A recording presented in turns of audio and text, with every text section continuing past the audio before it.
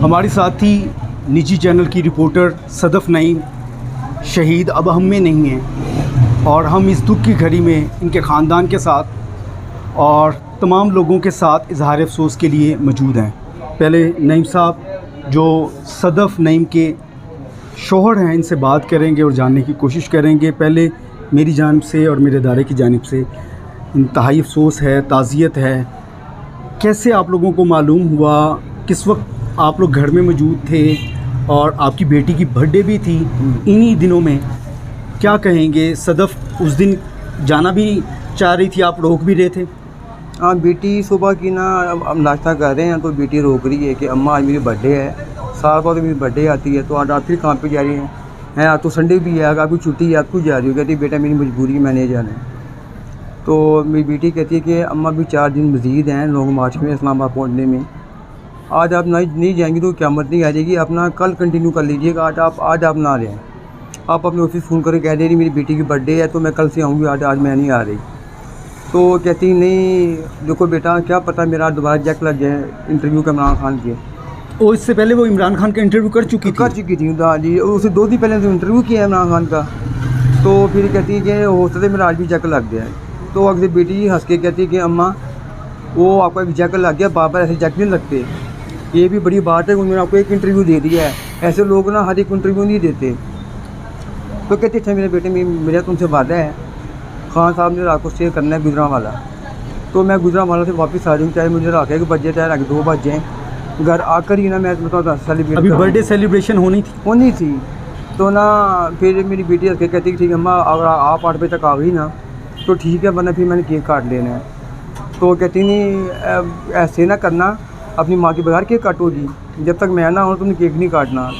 तो मैं कह नहीं ये तुमसे मजाक कर रही, तुम आओगी ना तभी केक काटेंगे। तो मैं कहा फिर हम खाना रात को 2 फिर जब तुम आओगी तब भी खाएंगे। कहती नहीं खाने पे मेरे वेट ना करना, ऐसी रात 2 बजे आप लोगों की भूख मर जाएगी। मैं कह नहीं तुम आओगी खाना कट्टे खाएंगे। तो उसके बाद ये मैं ही उनको ड्रॉप कर आया हूँ, वो जो ऐसे मैंने क्या नाम है उनका MNA का, उनके घर में ड्रॉप कर आया हूँ। तो 15 सालों में से आज तक कभी ऐसी बात नहीं की। तो गाड़ी से उतरी तो बेटो कहती है खुदा हाफिज़। मैंने आज तक मेरे बच्चों को कभी अपने बच्चों को खुदा हाफिज़ नहीं कहा था। उसे पता नहीं है ऐसी क्या बात थी, कहती बेटा ख्याल करना मैं जल्दी आ रही हूँ, तो खुदा हाफिज़ ये कहकर चली गई है। उसके बाद मेरे ये एक दोस्त का फ़ोन आया है, तो मैं टीवी में मैच देख कर तो मैं बच्चों से हंस रहा हूँ कि दुआ करो उनके जीत जाए तो हमारा चांस बन जाएगा दोबारा इन होने का। तो मेरे दोस्त का फ़ोन आया तो मुझे ना बैकी बातें कर रहा है, तो उसको मैंने हंस के कहा, मैं क्या शाम के 6 बज गए हैं तो अभी तेरी नींद पूरी नहीं हो रही, तू क्या कर रहा है, अपनी नींद तो पूरी करना फिर मुझसे बात कर। उसको खबर आ चुकी हुई थी मेरे दोस्त को, लेकिन उसमें हिम्मत नहीं हो रही कि वो मुझे बताता। खैर उसने कहा ओके नहीं फिर गल करना।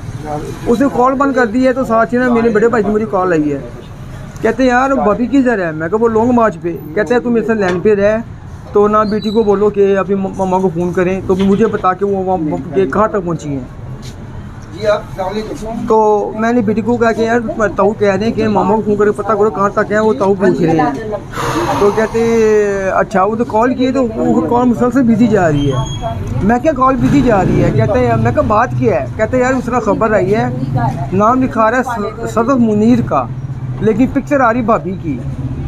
तो अभी ये बात ही की है तो मेरा दूसरा भाई को भागा है, उसने वो उसके पास वो फुटेज भी आ गई, सारी फ़ोटो भी आ गई। कहते हैं यार ये भाभी अब हमें नहीं रही। तो मैंने फिर कॉल की है सदफ़ को, तो उसका नंबर फिर बिजी जा रहा है। मैं कहा यार अगर वो अल्लाह ना करे अगर ये हादसा हो जाए तो उसका नंबर बिजी तो ना हो। तो मैं कहा आप हौसला करो, मैंने सबको हौसला देकर घर से निकला छोटे भाई के साथ कि मैं ऑफिस जाकर पता करता हूँ। मैं ऑफिस में गया तो उन्होंने फिर मुझे कंफर्म कर दिया कि आज मेरी डेथ हो गई है। आपका एक बेटा एक बेटी भी है और अब इमरान खान भी आए, काफ़ी लोगों ने आपके दुख में आपका दिलासा दिया, इसमें कोई शक नहीं है। बेशक उन्होंने अपने तौर पे माली इमदाद का इज़हार किया, लेकिन सदफ़ तो नहीं आएंगे। अब ये मैं ये तो कह रहा हूँ ना, आप भी साथी हैं, आप भी रिपोर्टर हैं, आप लोगों की ज़िंदगी क्या है, सारा दिन इनके पीछे भागना। ज़िंदगी में तो आपकी लोग कदर नहीं करते। मरने के बाद एक छोटी सी खबर लग जाती है, यहाँ शहीद हो गया, यहाँ जहाँ भाग हो गया, और आपको कुछ आपकी इमदाद कर देते हैं। ये मतलब जो बंदा चला गया ये उसका मुदावत तो नहीं कर सकते। अगर ये यही सब कुछ हो उसकी ज़िंदगी में अगर उसकी ज़िंदगी में दे दें तो उसका कुछ बन जाएगा, वो अपने बच्चों को कुछ अच्छी परवरिश कर लेगा, अच्छी कफालत कर लेगा, अच्छी मुतलिम दे लेगा। मरने के बाद क्या फ़ायदा, मरने के बाद उसको तो नहीं मिला ना, वो तो सारी ज़िंदगी अपनी स्ट्रगल में लगी रही ना। इसमें कोई शक नहीं है, 15 साल की सहाफ़ती कैरियर में हमने उसको खुद देखा है किस तरह से इंटरव्यू के लिए वो तगोदो करती थी, किस तरह से कोशिश करती थी। इसके बरअक्स जो दूसरे चैनल्स के लोग होते थे उनको बड़ी आसानी से उनके चैनल्स की और उनके अदारों की वजह से इंटरव्यू मिल जाया करता था, और सदफ़ समेत तमाम निजी अदारों के, छोटे अदारों के जो सहाफ़ी हैं उनके लिए बड़ा मुश्किल होता था।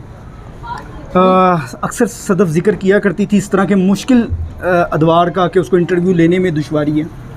हाँ, वो कहती थी कि मतलब इम्तियाज़ी सलूक किया जाता था। वो कहती थी कि बड़ी आपको नहीं पता कि मैं कैसे इंटरव्यू करती हूँ, ये तो जो मेरे बाकी जो साफ़ी बरादरी है वो मेरा साथ दे दी थी कि वो मुझे एकदम आगे कर दी थी कि पहले तुम कर लो, तुम लेडीज़ हो, हम बाद में कर लेंगे, हम तो कर ही लेंगे, तुम पहले करो। लेकिन वो मतलब जितने भी इसकी ये मीडिया के लोग थे ना, सभी उससे प्यार करने वाले थे, सभी वो भी उनसे प्यार करती थी।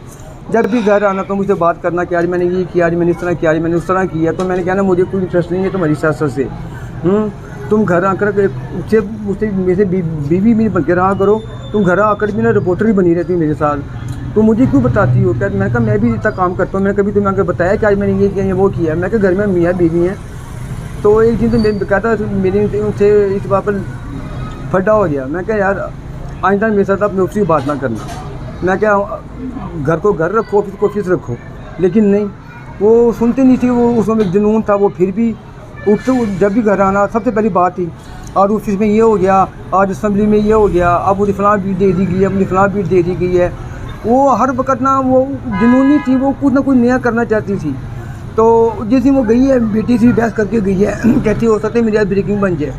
उसको क्या पता था कि वो खुद ही ब्रेकिंग खबर की तलाश में खुद खबर इंसान बन जाता है। और मैं यहाँ पर एक जानवर का जिक्र करूँगा, गिद्ध की आदत होती है कि वो मर्दार खाता है, और शायद हम सब भी मर्दार हो चुके हैं। जब इंसान ज़िंदा होता है तब उसकी उस तरह से कदर नहीं की जाती, और छोटे सहाफ़ियों को या छोटे इदारों के सहाफ़ियों को शायद अपनी जान दे के एक हादसे की शक्ल में अपने आप को मनवाना पड़ता है। शायद सदफ़ नईम का नाम उस तरह से बड़े सियासतदान या बड़े लोग शायद ना जानते हों, लेकिन सदफ़ नईम को अपना आप मनवाने के लिए 15 सालों में अपनी जान देनी पड़ी, और उसके मरने के बाद आज उसके लोग उसके घर में मौजूद हैं। इससे कबल शायद चंद ही लोग हों जो उसकी ये जानते हों कि सदफ़ इस इचरे में इस जगह पर रहती है और उसकी ये ज़िंदगी है, वो किस तरह से मुश्किल अदवार से गुज़रती है और किस तरह से मुश्किल से जो है अपने बच्चों का रिज़्क़ कमाती है।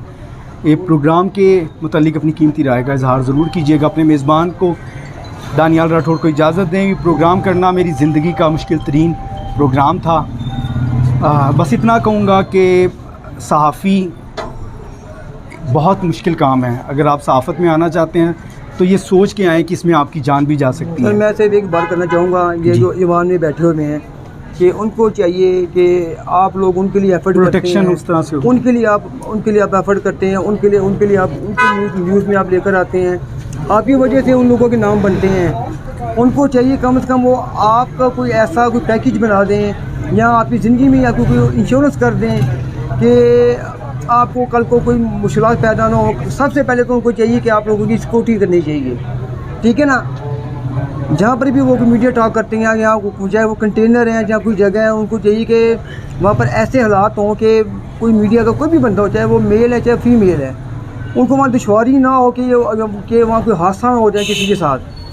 क्योंकि जो हादसा हो चुका है वो तो मैं तो शायद नहीं भूल सकता, क्योंकि डबल बात आ गई, दूसरी दिन बेटी की बर्थडे, उसी दिन उसी की शहादत। शायद वो बच्ची अब सालगिरह जब मनाने लगेगी तो उसको माँ की बरसी याद आ जाएगी। इस प्रोग्राम के मुतालिक अपनी कीमती राय का इज़हार ज़रूर कीजिएगा।